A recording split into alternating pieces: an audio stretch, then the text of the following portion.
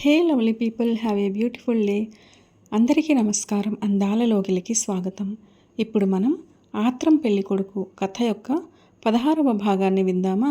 ఇక కథలోకి వెళ్తే, ఏం మాట్లాడకుండా మౌనంగా కూర్చున్న పూజితను చూసి వంటగదిలోకి వెళ్ళి మళ్ళీ బయటకు వస్తూ, ఈ నాన్న మీద కోపమా అంటూ యథాస్థానంలో కూర్చున్నాడు రాఘవ. ఆయన వచ్చి పక్కన కూర్చోగానే వెచ్చని పాకం వాసన పూజిత ముక్కు పుటాల్ని తాకింది. ఆ వాసనని గుర్తుపట్టిన దానిలా తల తిప్పి తండ్రి చేతుల్లోకి చూసింది.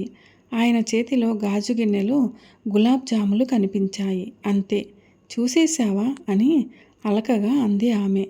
మరేం చేయను, స్నానం చేసొచ్చేసరికి ఆకలేస్తోంది. ఏమైనా చేద్దామని వంటగదిలోకి వెళ్ళాను. అక్కడ ఇవి కనిపించాయి. ఇంత వేడిగా ఉన్నాయి, ఎక్కడివి అని ఆశ్చర్యంగా అడిగాడు రాఘవ. పూజిత బుంగమూతి పెడుతూ, నువ్వు నన్ను ఇన్సల్ట్ చేస్తున్నావు. ఎక్కడివో అయితే వేడిగా ఎందుకుంటాయి, నేనే చేశాను అని అంది గర్వంగా. నువ్వు చేశావా అని షాక్ అవుతూ గులాబ్ జామ్ వంక ఆశ్చర్యంగా చూశాడు రాఘవ. వెంటనే స్పూనుతో ఒకదాన్ని ముక్కలుగా చేసి పాకంతో కలిపి తిన్నాడు. అబ్బా, చాలా బాగుంది అని మెచ్చుకుంటూ కూతురి నోట్లో కూడా ఇంకో ముక్క పెట్టాడు. కూతురు ప్రేమతో చేసిన వాటిని ఇష్టంగా తినడం పూర్తి చేసి లేచి లగేజీలో నుంచి గిఫ్ట్ ప్యాక్ చేసిన ఒక బాక్స్ని కూతురికి ఇచ్చాడు రాఘవ. పూజిత కళ్ళు ప్రశ్నార్థకంగా ముడుచుకున్నాయి. చిరునవ్వుతో దాన్ని అందుకుని ప్యాకింగ్ని ఆతృతగా ఊడదీసింది. అందులో ప్రశాంతతతో కళ్ళు మూసుకుని భుజాల వరకు ఉన్న బుద్ధుడి బొమ్మ కనిపించింది. అంతే. కొన్ని క్షణాలు దాని వంక చూస్తూ ఉండిపోయింది పూజిత. ఇందాకటి వరకు ఆమెకు మనశ్శాంతి లేకుండా కలవరపెట్టిన ఆలోచనలు క్రమక్రమంగా కనుమరుగవుతూ ఆమెలో ఒకలాంటి స్థిరచిత్తాన్ని నింపుతున్నాయి. మనోజ్ ఆలోచన కలకలంలో నుంచి బయటకొచ్చిన తర్వాత తండ్రి వంక చూస్తూ, థ్యాంక్ యూ నాన్న, నాకు ఇది నచ్చుతుందని నీకెలా తెలుసు అంటూ తండ్రికి దగ్గరగా జరిగింది. పిల్లల ఇష్టాలు తల్లిదండ్రులకి కాక మరెవరికి తెలుస్తాయిరా అన్నాడు రాఘవ. తండ్రి మాటలు వినగానే ఆత్రేజ వాళ్ళ నాన్న సుందరరామరాజు గారు కళ్ళ ముందు మెదిలారు పూజితకి. ఆయన కూడా తన కూతురి ఇష్టాల్ని నెరవేర్చాలనుకుంటాడు కదా అనిపించింది. అందుకే ఆయన మనోజ్ వాళ్ళ బామ్మతో కలిసి ప్లాన్ వేసి మరీ మనోజ్కి ఆత్రేజకి పెళ్లి చేద్దామనుకున్నారు అని మనసులో అనుకుందామే. మనోజ్ పెళ్ళి అన్న ఆలోచన రావడంతోనే మనోజ్తో జరిగిన సంఘటనలన్నీ వరుసగా మళ్ళీ గుర్తుకొచ్చాయి పూజితకి. మనోజ్ని పెళ్లి కొడుకుని చేసిన రోజు, ఆమెని చూడగానే అతను చూపు తిప్పుకోకపోవడం, వాళ్ళింట్లో హారర్ మూవీ చూస్తున్నప్పుడు కరెంటు పోతే ఆ రాత్రి వేళ భయంతో గదిలో నుంచి పరిగెత్తుకొచ్చిన తనని కౌగిలించుకొని గట్టిగా ముద్దు పెట్టుకోవడం, పెళ్ళి ఆగేలా చేసి హాస్పిటల్లో ఉండి కూడా ఆమెకి ఐ లవ్ యూ చెప్పడం, తాను ఫ్యాషన్ డిజైనింగ్ కోర్సులో చేరిందని తెలిసి అక్కడ చేరడం, పెళ్లి చేసుకోకుంటే చచ్చిపోతానంటూ బెదిరించడం, అన్నీ స్పష్టంగా కళ్ళ ముందు జరుగుతున్నట్టుగా గుర్తుకొస్తున్నాయి పూజితకి. రకరకాల భావాలతో రంగులు మారుతున్న పూజిత ముఖంలోని కదలికల్ని చూసి గజిబిజి పడ్డాడు రాఘవ. ఈ 10 రోజుల్లో రాఘవ పూజిత ఎక్కడెక్కడికి వెళ్ళిందో ఏమో, ఎక్కడైనా ఏ గాలో సోకలేదు కదా అని భయపడుతూ గాబరాగా కూతురు వంక చూశాడాయన. ఆయన చూపుల్ని పట్టించుకోకుండా అనాలోచితంగా గులాబ్ జాముల్ని తింటూ, ఆలోచితంగా సాయంత్రం మనోజ్ తనని కలవడానికి వస్తాడు. వచ్చాక అతనితో ఏం మాట్లాడాలి, ఏం చెప్పాలి, తన వెంట పడొద్దని చెప్పాలా, లేకపోతే అతనంటే తనకి ఇష్టమని చెప్పాలా అని ఆలోచిస్తూ కూర్చుంది పూజిత. డాడ్ అని గట్టిగా అరుస్తూ సుందరరామరాజు గారి గదిలోకి వచ్చింది ఆత్రేజ. కూతురి అరుపు వినగానే అందులోని భావం పూర్తిగా అర్థమైంది సుందరరామరాజు గారికి. చేతిలోని మందు గ్లాసుని పక్కన పెడుతూ కూతురు వంక చూశారాయన. ఏంటిది, నేనేం చెప్పాను, నువ్వేం చేస్తున్నావు అని టీపాయ్ మీద ఉన్న సరంజామా వంక తండ్రి వంక కోపంగా చూస్తూ అడిగింది ఆత్రేజ. ఏం లేదులే, ఏదో అని సర్ది చెప్పిపోయారాయన. ఏదో సరదాగానా అని నొసలు ముడిచి తండ్రి మాటల్ని పూరించిందామె. లేదురా అంటూ ఇంకా ఏదో చెప్పబోయాడాయన. నేనేం చెప్పాను, నువ్వేం చేస్తున్నావు, దాని ఇంటికెళ్ళి వార్నింగ్ ఇచ్చి రమ్మంటే ఇక్కడ కూర్చుని తాపీగా డ్రింక్ చేస్తున్నావా అని కోపంగా అడిగింది. అదా, పూజిత దగ్గరకు వెళ్ళొచ్చానురా అంటున్న ఆయన మాట పూర్తి కాలేదింకా. వెళ్ళావా? మాట్లాడావా? ఏమంది అని ఆతృతతో గబగబా అడిగింది ఆత్రిజ. పూజిత ఏం చెప్పిందో గుర్తు తెచ్చుకోవడానికి ప్రయత్నించారాయన. కానీ పూజిత ముఖం తప్ప ఆమెకి టీ కాఫీలు పెట్టడం రాదని చెప్పిన విషయం తప్ప మరేమీ గుర్తుకు రావడం లేదు. 2 నిమిషాలు గడిచినా తండ్రి ఏం మాట్లాడకపోయేసరికి ఆత్రిజ వ్యంగ్యంగా మూతి విరిచి, నీకు ఏదైనా కహాని చెప్పిందా అది అంటూ తండ్రి వంక సీరియస్గా చూసింది. పూజిత ఏదో చెప్పిందని, ఆయన కూడా ఏదేదో చెప్పాలనుకున్నాడని గుర్తుంది. కానీ పూజిత ఏం చెప్పిందో దానికి తానేం అన్నాడు మాత్రం ఏ కోశాన గుర్తు రావడం లేదు. పూజిత కళ్ళని చూడగానే మెదడంతా ఖాళీ అయిపోవడం మాత్రమే తెలుస్తోంది. అందుకే బుర్ర గోక్కుంటూ, అది కాదురా తల్లి, పోనీ మళ్ళీ వెళ్ళొస్తాలే అని సంజాయిషిగా చెప్పారు. ఆయన సంజాయిషి వెనుక పూజితని మళ్ళీ చూడొచ్చన్న ఆశ కూడా ఉంది. ఆత్రిజ ఆశ్చర్యంతో కనుబొమ్మలెత్తి, మళ్ళీ వెళతావా? ఎందుకు? మళ్ళీ వెళ్ళడానికి అదేమైనా విఐపి ఇల్లా? నీకు మెమరీ లాస్ అయినట్టుంది డాడీ. ఒకసారి బ్రెయిన్ చెకప్కి వెళ్దాం అని సీరియస్గా అంది. కూతురు ఎప్పుడు ఏం మాట్లాడినా సరే నవ్విస్తూ మాటకు మాట బదులు చెప్పే సుందరరామరాజు గారు మాటల్ని మర్చిపోయిన వాడిలా చూస్తుంటే ఆత్రిజకి చాలా ఆశ్చర్యం వేసింది. తండ్రి వంక చూసి, సర్లే, దీని గురించి నువ్వేం టెన్షన్ పడకు, నేనే డీల్ చేసుకుంటాలే, మనం ముందు హాస్పిటల్కి వెళ్దాం అంది ఆత్రిజ.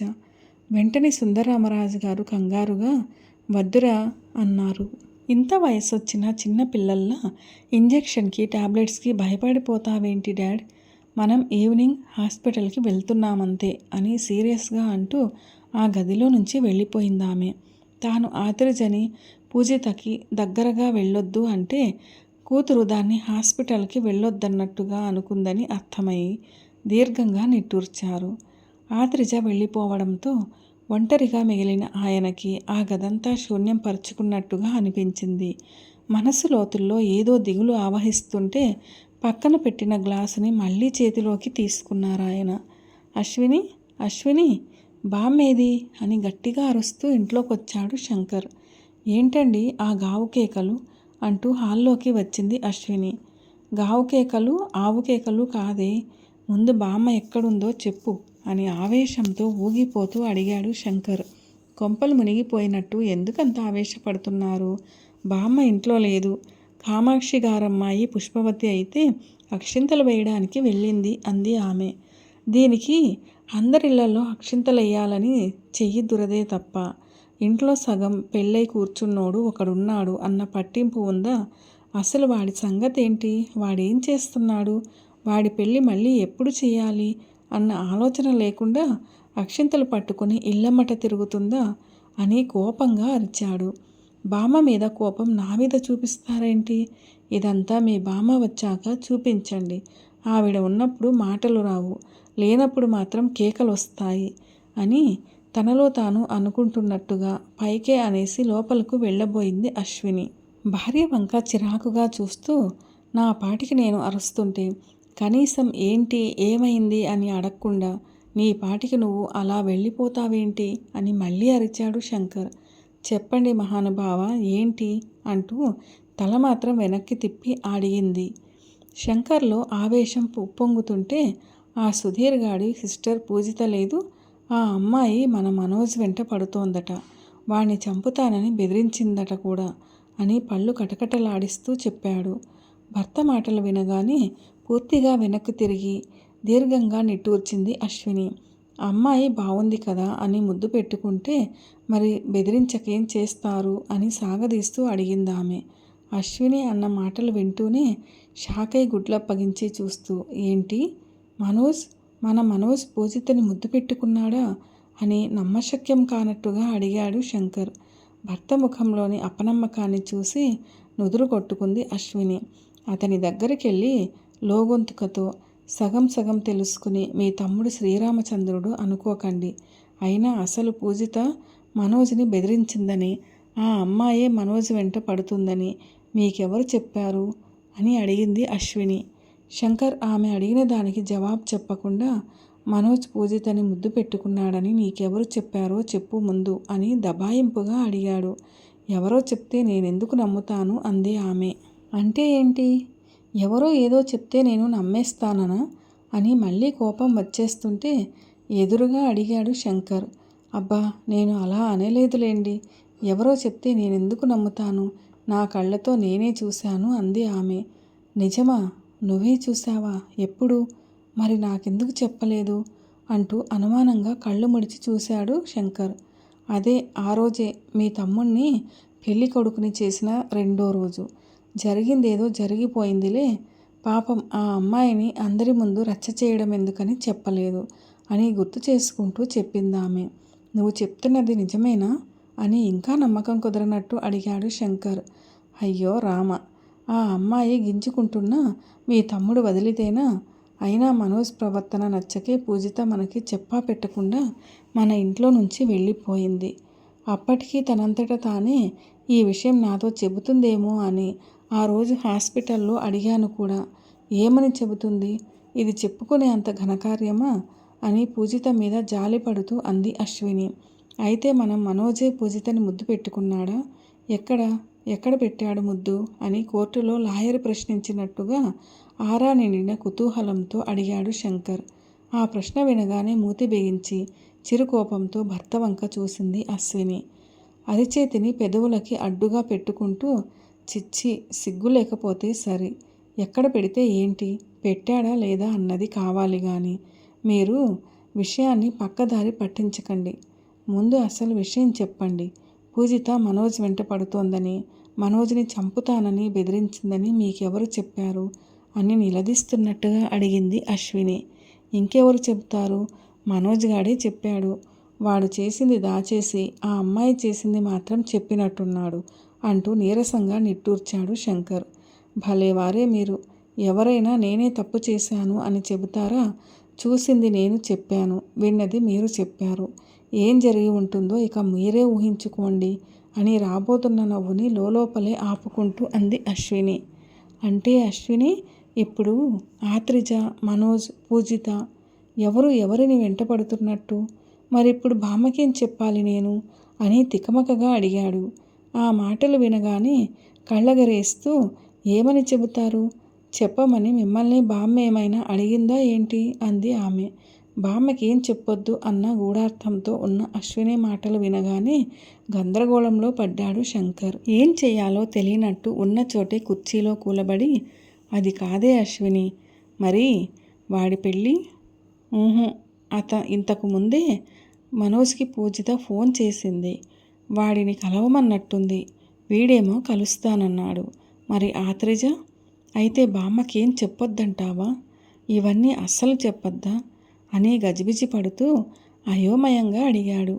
నాకు తెలిసింది కొంచెం, మీకు తెలిసింది మరీ కొంచెం. ఈ కొంచెం తీసుకెళ్ళి బామ్మకి చెప్పి మధ్యలో మీరు బుక్కైపోమాకండి. నేను చెప్పాల్సింది చెప్పాను, ఇక మీ ఇష్టం అని తన పనైపోయినట్టు వంటగది వైపు వెళ్ళిపోయింది అశ్విని. ఆత్రం పెళ్లి కొడుకు కథ యొక్క 16వ భాగం ఎలా అనిపించింది మీకు? నచ్చిందా? నచ్చినట్లయితే వీడియోను లైక్ చేయండి, మీ ప్రియమైన వారందరికీ షేర్ చేయండి. అలాగే మన ఛానల్ను సబ్స్క్రైబ్ చేసుకోవడం అస్సలు మర్చిపోవద్దు. వీడియోను చివరిదాకా చూసి కథను పూర్తిగా విన్నందుకు ధన్యవాదాలు. ఈ కథపై మీ విలువైన అభిప్రాయాలను కామెంట్ సెక్షన్లో తప్పకుండా తెలియచేయగలరు. మరిన్ని మంచి కథల కోసం స్టే ట్యూన్. అందాల లోగిలి. See you all in another video. Till then, keep smiling and be happy. A very special thanks to the story writer for this wonderful and amazing story. ఆత్రం పెళ్లి కొడుకు.